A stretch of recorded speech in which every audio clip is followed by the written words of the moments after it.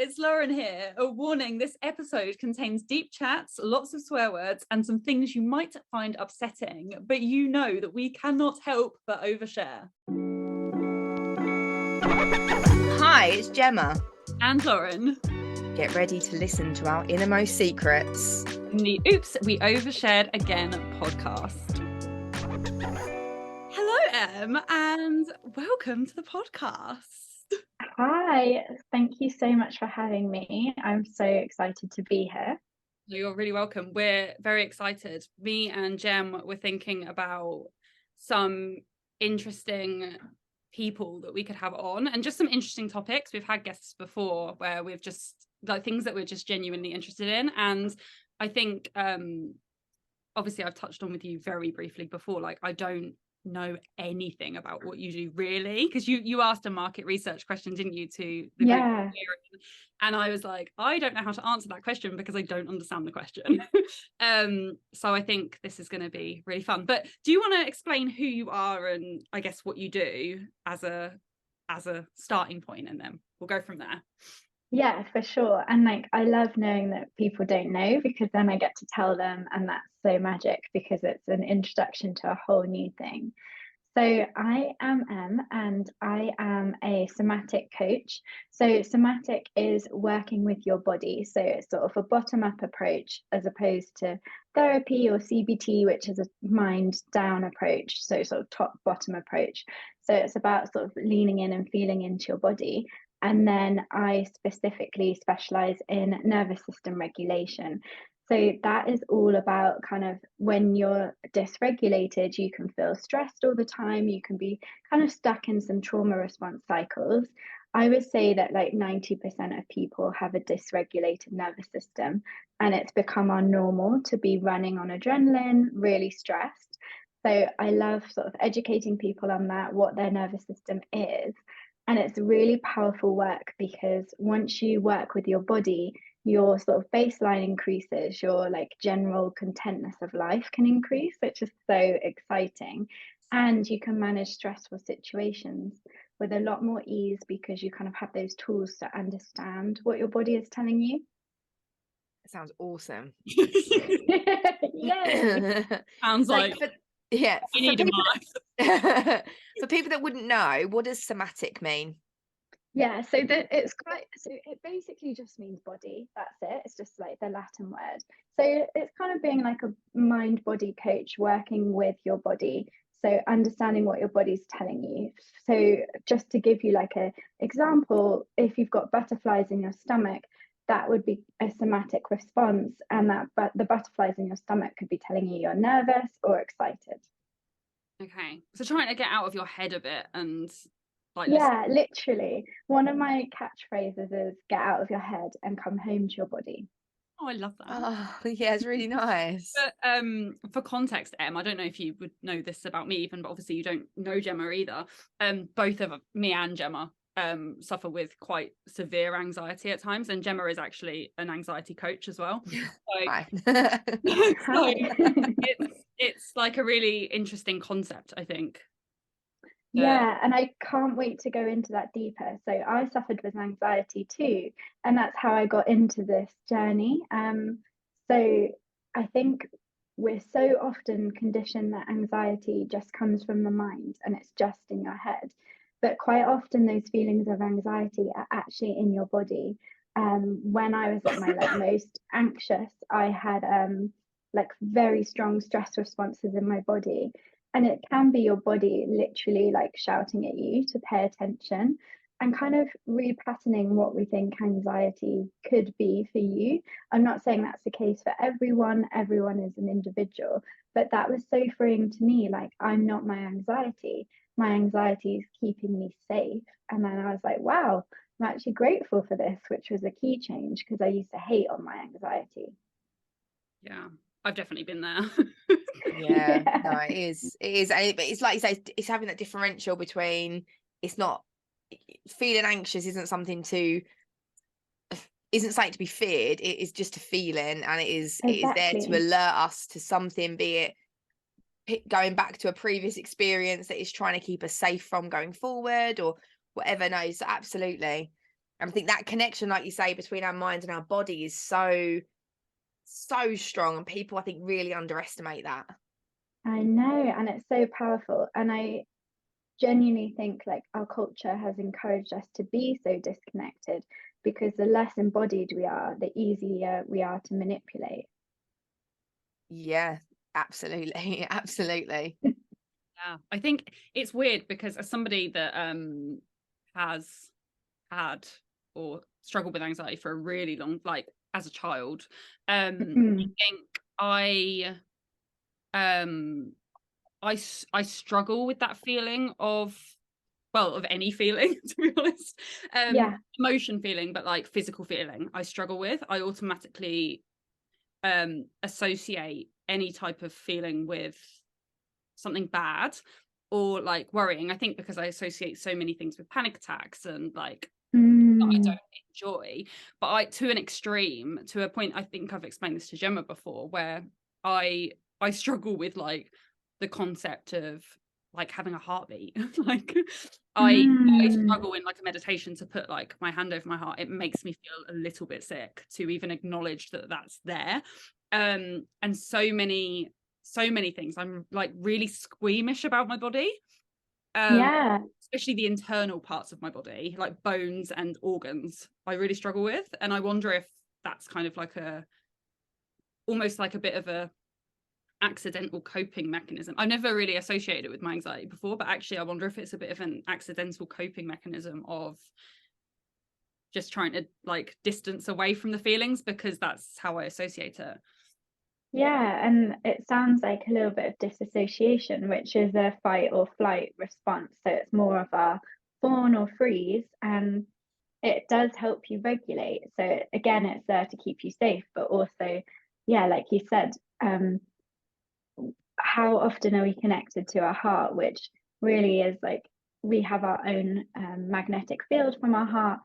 People can feel your aura when they're around you, but if you're not dropping into your heart space, what could be going on there? And like I've spent a lot of time totally numbed out from my body, like so much so that like I just didn't feel any feelings. And the sad side of that is if you suppress those kind of more anxious feelings, you're also suppressing the good feelings, and that's when you kind of flatline in life, because to truly experience pain, you can then truly experience joy, which is something I've really learned actually quite recently. Which was a shock. And like, this is why this work is so powerful, because you're always learning. But I'm really regulated at the moment and had some things go on in my life, some big changes. Again, I've had a lot of changes. Saturn return started, I feel it. But yeah, I was just so content during the changes, still feeling the feelings, but I think a year ago that would have spiraled me. So that's where I think the somatic work's so helpful. That's interesting, actually, because I think obviously I've been through a lot of changes recently as well, and it's interesting because I keep saying to people like I haven't consciously kind of worked on any like direct kind of nervous system things, but I think generally I've just been kind of working on myself. And it's interesting because I wonder if that's had a knock-on effect, because I've said a number of times to people, I know I've said it's Gemma a few times, of I just generally just feel better within myself at the moment, and so I felt able to combat everything that's going on in my life right now, where a year ago me probably wouldn't have in the same way. So I wonder if I have been working on it without kind of realizing it.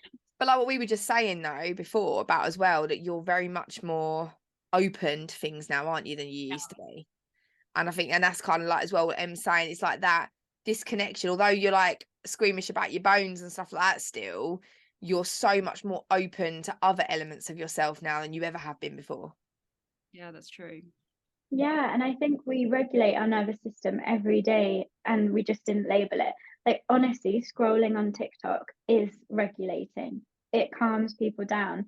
That could be like maladaptive, because if you're doing it for 4 hours, that's not great. But yeah, there's these little things, and like I saw you got a facial, and that like that's co-regulation, because that's someone else supporting you through and calming you, and how amazing that is that you've been reaching out for regulating things without knowing, and that's your body's wisdom kind of coming through as you tap down. Yeah, it's funny because I felt like a real sense of coming into this year, obviously with no idea of what was about to happen in my life. I still came into this year with, this is a year to like focus on myself and Love it. implement a lot of new things into my, I'm literally sat here thinking, yeah, I went for a facial yesterday. I'm literally looking at like psychic drawings that are next to me. Like there are so many things that I've explored already this year. And yeah, it's so funny because I hadn't actually connected that what you do is relevant to a journey that I've already been on. Yeah, totally. And I also think it's kind of amazing that you said you're focusing on you, and the universe was just like, boom, you really are going to do this, and you equipped to do it as well. Yeah. What would you say, like, if you could sum up what like nervous system regulation is in itself, like what? Yeah. The words to me are just like foreign words. Do you know what I mean? Like they don't make sense to me. Yeah, and they're quite scientific. So the nervous system is a system within our body, and it is really there for our reactions. So, for example, everyone always uses this example, but in like caveman times, we'd be running away from like a saber-toothed tiger. You'd need those like big, strong reactions to come into the body. So the trauma responses can be fight, flight, fawn, or freeze. And fawn is a little bit new, and that fawn is kind of fitting in. So we have two nervous systems, and we have our parasympathetic nervous system, which is our rest and digest. So when we've been triggered, we want to come back into our rest and digest. That's where we can heal. That's where we can kind of tap into the subconscious mind. So it's all about, it's not about never being dysregulated. Life has things that happen and our body responds. It's when we get stuck in those responses that we can maybe find some issues. So you might get stressed and you might react, and you get stuck in that cycle of stressing and reacting. And then we want to move into safety. Okay, so is it the consciously moving into safety more or easier? Like what? Yeah, does that make sense? Yeah, it makes total sense. So yeah, it is conscious, and it can be subconscious as well, because once we've got out of our stress trauma response, then it will just happen naturally. So it's a bit of both, and like that's why I think there's more. I know I'm in my bubble, but I've seen way more people talk about nervous system regulation than ever before, because I think we've all gone through the collective trauma of COVID, and we're more aware of trauma in general. And that could be like big T trauma, little t trauma, and how to kind of get unstuck. And personally, I found it's helped me move through anxiety and PTSD that I had last year. And yes, I've done therapy, but for me, it's just a different way of approaching it. I think the thing is though with therapy, which I'm a massive advocate for counselling, but I think it does get to a point where, you know, there's only so often we can kind of rehash those same things. Exactly. And we can kind of re-go over that same trauma, if you like, that's occurred. It gets to a point where you've got to kind of move through that. And I mean, the nervous system stuff I find absolutely fascinating as well, and especially in how like I mentioned before, how closely our mind and our body are linked, and how so many of us are constantly in that fight or flight, freeze and fawn state. And even if, but for some, myself included, for years and years and years, it's almost that was a safe place for me to be.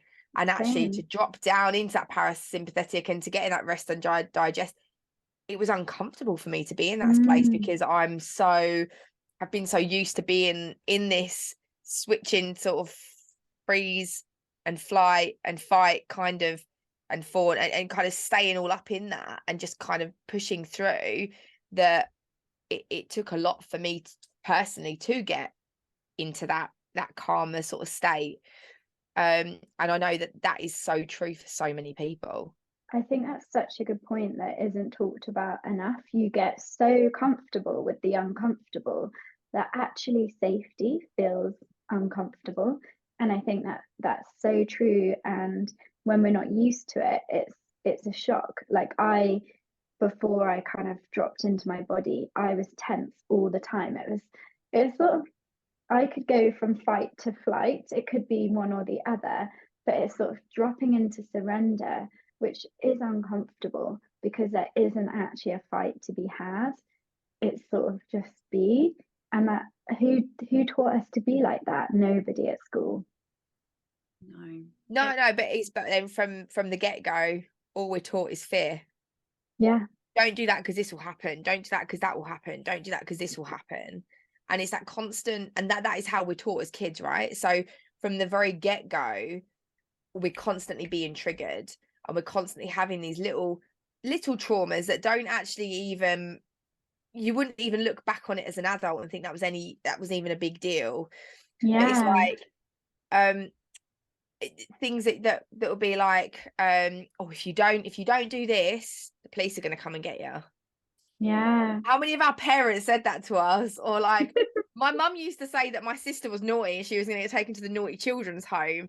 And it's like, I had that all the time. right, I'd be sent away. Things, or if you don't get into bed, the monster under the bed will come and get you, or all these little things that our parents say to us, and obviously they didn't mean that to traumatize us. They're just, we were probably being a little shit and they wanted to get us to go to bed or get us to listen, because actually not listening was dangerous.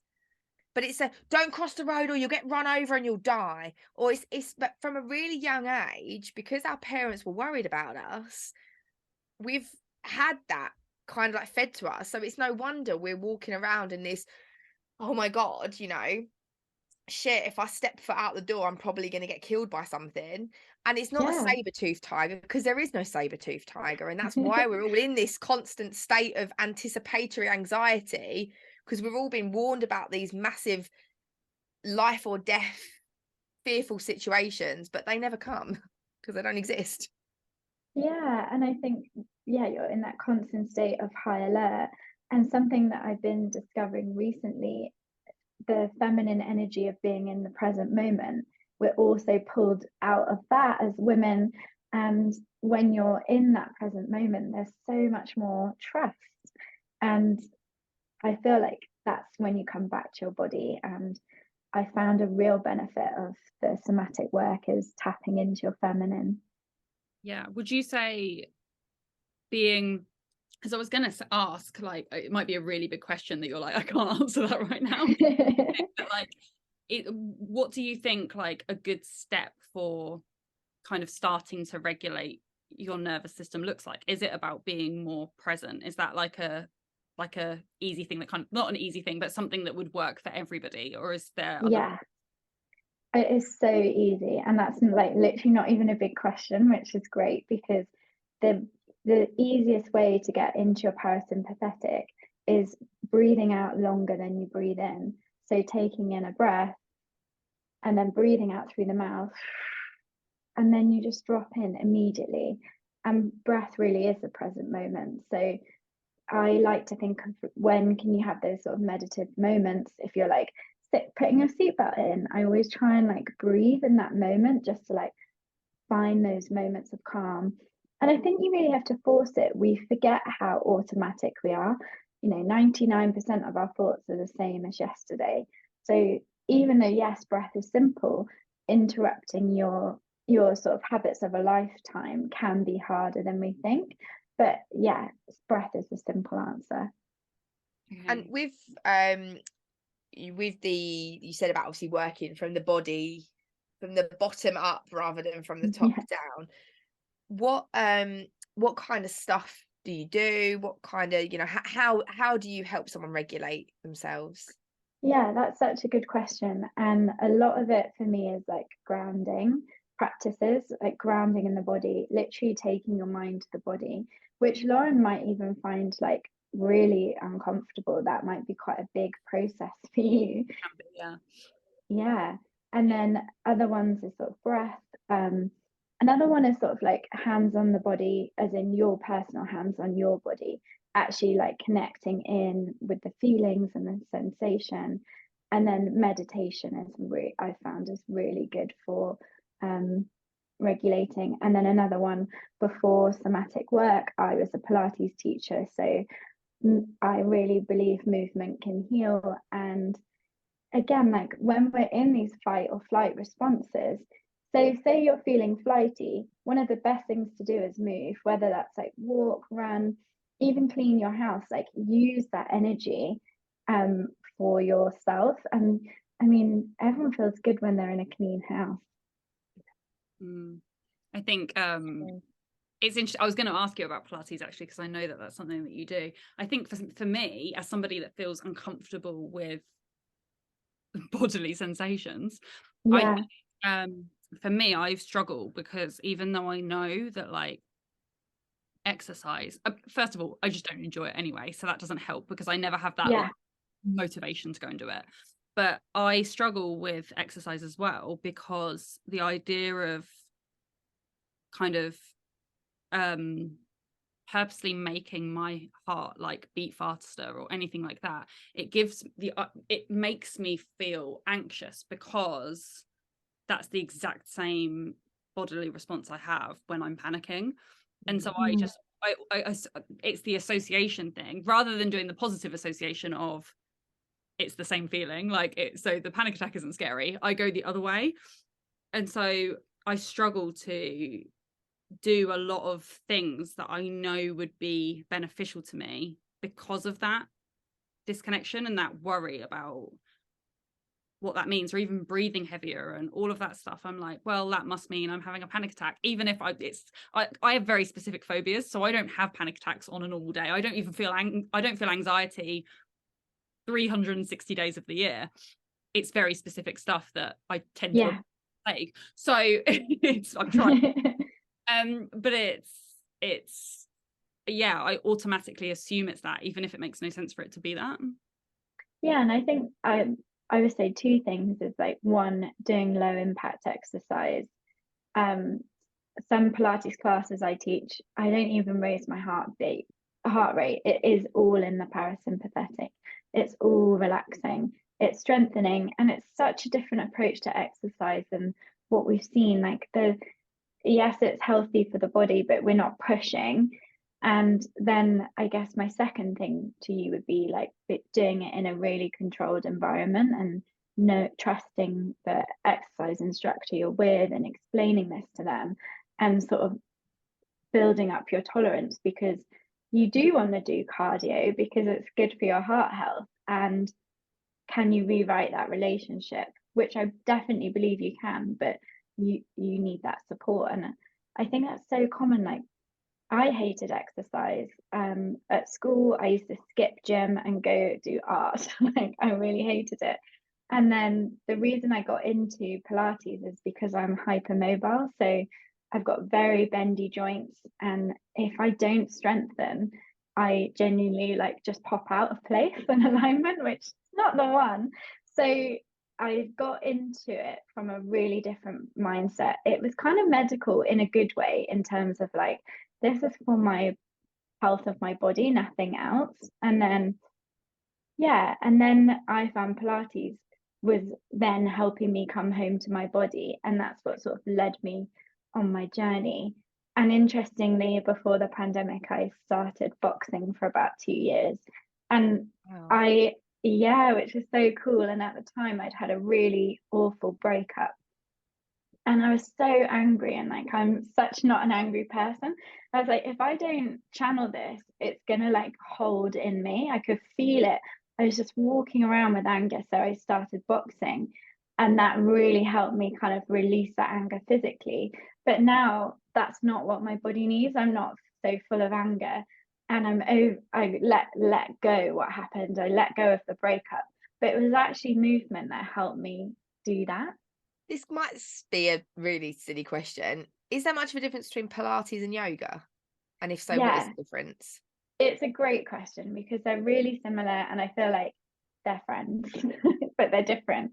I would say Pilates is a little bit more strengthening, but it depends on the yoga class. And then Pilates doesn't have the kind of religious background that yoga has. So yoga comes from India, from Hindu, and a lot of it was to do with prayer. And I quite like that because I've thought about teaching yoga, and then I'm always like, I'm not sure I want to teach something that's part of another person's religion. So that's something I kind of play with when I do yoga myself and respecting it. Whereas Pilates, kind of from the 1920s, and yeah, Pilates is interesting because a lot of people have a lot of conception of it, and I really think it's down to your teacher. Oh, that's great. Well, thank you for that. No, I've never done Pilates. I've always been intrigued, but I didn't know if there was much of a difference. Yeah, it's a good one to try, Oh, especially if you like definitely. that slow burn. Yeah, my running days are behind me, so no, Yeah, same. definitely more about the slower. You do like a bit of yoga, to be fair, don't you, Jem? I do a lot of yoga. Yeah, Yeah. I'll be honest. Every time I used to do a lot of like running and stuff like that, but I stopped when I had my son, and then Yeah. I've tried several times to get back into it since, and every time I'm also hypermobile, same as yourself. Are you? So So yeah, running I end isn't up. the best. I mean, it weren't that long ago, was it, Lauren? I tried and I popped out 3 ribs when I went out on a Yeah, so run. So you totally get it. Yeah. yeah, So so I just interestingly, staying away from that, the more aggressive forms of exercise now, and just sticking to my yoga. yeah, love And that. I'll have to check out Pilates. That sounds like it. I like the idea as well, and I think you're right. It's more of a conditioning thing. I like the idea of doing something where it like the purpose isn't to get like You really. were doing yoga though every morning. You were getting on really well with it. I can do sometimes, and I have done a bit of Pilates as well. But I think I've actually done a combination before as well, like a gym class as well. I don't know, but I think they called it Pyo. Oh yeah, oh my God. But it was Your lattes. yeah. But I like the idea of not being, because you kind of think of like, what's the point of exercise unless you come away sweaty and you're like, I do anyway. I think that's what I've kind of like. Well, I think people that are those like people that like take a picture at the gym or whatever, it's like a badge of honor, isn't it? Like how Yeah. hard you've worked. So I think I kind of almost think like, what's the point unless that's the situation? Whereas I maybe need to come at, because I know logically that's not the only purpose of exercise, but I think I probably like on a conditioned level haven't quite let that sink in yet. Yeah, and really ironically, so I used to do like a bit of HIIT, which didn't suit my body at all because I have Hashimoto's, which is an autoimmune condition. So I really need to like preserve my energy. So like just going really hard, I do HIIT and then I like need a nap, and that's not what you want. But I'm stronger now with my Pilates body than I ever was before.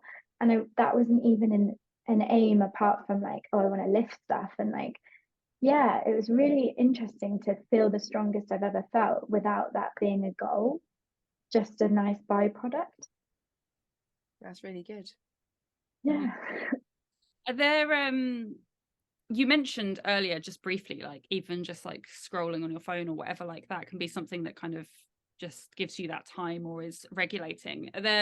Yeah. Is it something that you kind of, because obviously I mentioned that like maybe I've been kind of embarking on this journey without even really necessarily realizing it.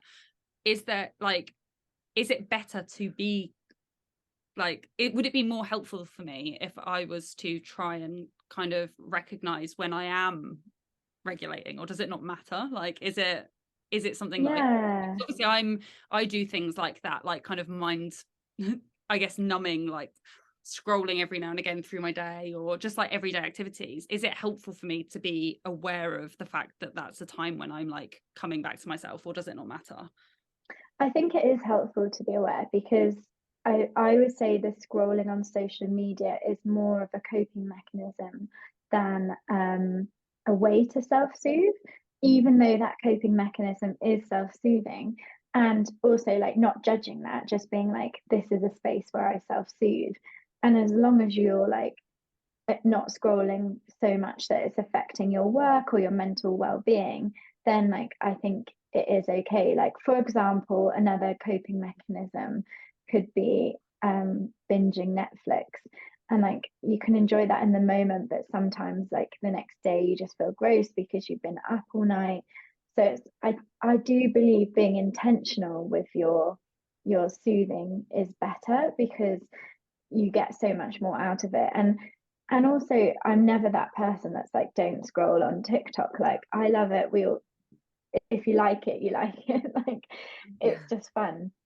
But also, can you then add in and like go for a walk or journal? Like even yesterday I did a really funny thing. I was like, I'm going to meditate for 10 minutes and then I'm going to do 10 minutes of TikTok.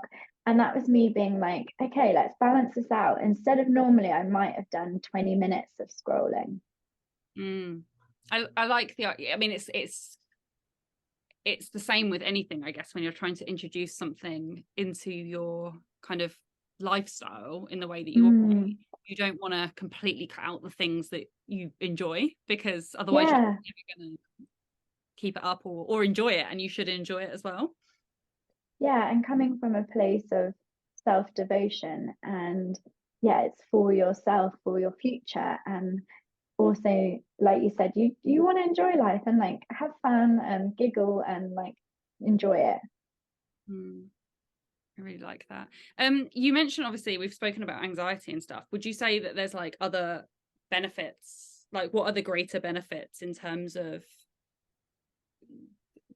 nervous system regulation and kind of having that approach and just being more regulated, I guess, if that's the right terminology? Yeah, no, definitely. I would say like the major one is expanding your capacity to receive. So when you're at this sort of like, when you're dysregulated, you're kind of coping. And then when you're regulated, you have that more space to receive. So whether that's like receiving money, compliments, or even like more, you have more capacity for clients, you're showing up better at work. And then generally feeling more content. And I honestly think that is the most beautiful feeling, is when you're just walking through life with a smile on your face because you're just alive. And like I never thought I'd get to that place this soon. And that was like so magic for me, because I used to be that person walking down the road thinking like that car's going to crash into me. What's that person thinking about me? And then now I'm in my body feeling the feelings. And that's not to say I don't have moments of anxiety. I hate crossing the road, but I can regulate better. And like crossing the road used to make me feel like I like have heart racing, and now I can just breathe through it and have those tools to regulate. Yeah, I love that. I mean, ultimately that's the overall goal, I think, for everyone, isn't it, of just being happy. And I think content is like a feeling that is so underrated because it's kind of I agree. It's a bit of a like nothingy feeling, because it's not like an overly like happy, but it's just content, I think, is that like calm though, isn't it? That calm and peace that comes with contentment, and that I think is just I'm really deliberate not to say happy, because that is an emotional state that would be exhausting to have all the time. And yeah, that sort of sense of peace is, that's where we want to come from, on neutral to move into contentment. Yeah, I love that so much. beautiful. I do. If anybody like wants to learn more about this and things, like where can they kind of find you, and how can they go about that? Yeah, so my Instagram is it's and then full stop Roberts, and they can DM me. I'd love to hear what they thought, and whether they want to join the Movement Collective, which is my Pilates sort of hub space, or want to talk about somatic coaching. My DMs are always open. I think it's really good to have open conversations about this, especially when it's new to people. And I've loved like your questions, because for me it's really good to reflect on, this is still such a new field. It is. And you, I mean, you've done a cracking job, because you've actually made me consider doing some exercise, which honestly is quite so congratulations. maybe Pilates is the way forward. Maybe I'll have a conversation with you afterwards and we'll have a chat about it. I'll give it a go if you will. Okay. Yeah. We'll do some Pilates. Love that. Do it. Oh, Well, thank you so much, Em. It's been lovely having you on. Thank you. I've really enjoyed it.